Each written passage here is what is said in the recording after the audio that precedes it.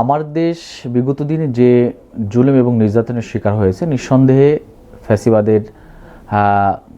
ফ্যাসিবাদের দোসররা তারা এভাবে সম্পাদককে নির্যাতন করা থেকে শুরু করে পত্রিকাটাকে বন্ধ করে দেয়। আমরা বলতে পারি যে এই জুলুম নির্যাতন নিঃসন্দেহে বাক স্বাধীনতার বিপক্ষে অবস্থান, এবং এরকম একজন বাংলাদেশের সর্বজন গৃহীত একজন ব্যক্তি মাহমুদুর রহমান সাহেবকে কোর্টে নির্যাতন করা হয়, দেশ থেকে বিতাড়িত করা হয়, এবং পত্রিকা বন্ধ করার মধ্য দিয়ে এটা প্রমাণ করা হয় যে বাক স্বাধীনতা একটা চরম পর্যায়ে ছিল, যেখানে মানুষ মত প্রকাশ করতে পারে নাই, সাংবাদিকরা নির্যাতনের শিকার ছিল। এখানে একটা বিষয় উল্লেখ করতে চাই যে শুধু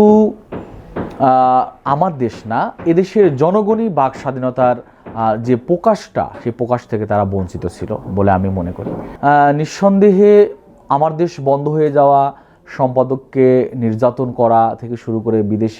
দেশে অবস্থান করতে না দেয়া, এ সবই ছিল একটা সৃষ্ট শক্তির, আধিপত্যবাদীদের একটা নগ্ন হস্তক্ষেপ, যার বহিঃপ্রকাশ এদেশের হাসিনা এবং তার রেজিমরা বাস্তবায়ন করেছে। যেহেতু আবার নতুন করে যাত্রা হতে যাচ্ছে আমার দেশের, আমরা প্রত্যাশা রাখি যে আমার দেশ যেভাবে ফ্যাসিবাদের বিরুদ্ধে অবস্থান নিয়ে বলিষ্ঠ ভূমিকা পালন করেছে এবং যার কারণে তাদের এই পত্রিকাটা নিষিদ্ধ হয় বা এই পত্রিকাটাকে বন্ধ করে দেওয়া হয়, আমরা মনে করি আগের যে কোনো সময়ের চাইতে ফ্যাসিবাদের বিরুদ্ধে দেশের স্বাধীনতা, সার্বভৌমত্ব এবং জাতির ঐক্যে সবচাইতে বলিষ্ঠ ভূমিকা পালন করবে বলে আমরা আশা করি। প্রায় 11 বছর পরে নতুন করে যাত্রা হতে যাচ্ছে আমার দেশ। আমরা আমার দেশ পত্রিকার জন্য ইসলামী ছাত্র শিবির পক্ষ থেকে দোয়া করি এবং ইসলামী ছাত্র শিবির সেই শুভকামনাটাই রাখতে চাই যে আমার দেশ বাংলাদেশের যে সকল মিডিয়াগুলা জাতি গঠনের বা বিভেদের রাজনীতি করে একটা জাতিকে অন্যদিকে নিয়ে যাওয়ার চেষ্টা করেছে, তার বিপরীতে আমার দেশ